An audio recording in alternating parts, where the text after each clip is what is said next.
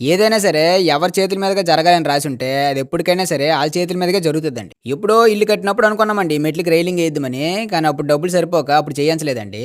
ఆ టైంలోనే మా ఉమామాయ ఏమో "అక్క ఈ మెట్ల రైలింగ్ కోసం ఎవరికీ చెప్పకు ఎక్కువ డబ్బులయిపోతాయి. నేనే ఎప్పుడైనా ఒక రోజు వచ్చి చేసేస్తానులే" అని చెప్పారటండి.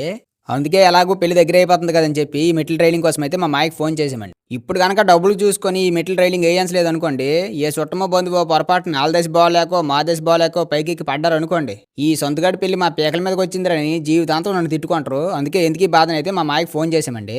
ఎందుకంటే పెళ్ళికి ఎంత ఆనందంగొచ్చారో ఆ దేవుడి దయ వల్ల తిరిగి అంతే ఆనందంతోటి ఎళ్ళిపోవాలండి. ఏ ఇబ్బందులు లేకుండా. అదే కోరుకుంటాను నా దేవుడు. నేను ఫోను చేసినప్పటికి మా మాయకి పీకల మోయి పనులున్నాయండి. అవునురా ఓరి సంతు సరైన టైమప్పుడు ఎట్టావురా పెంట. ఏడ్చేస్తాం ఇప్పుడు రాపోతే అవ్వదు, వస్తే ఇక్కడ అవ్వదు. ఏడ్చేస్తాం. సర్లే వస్తానులే అని చెప్పి కష్టపడి వచ్చారండి.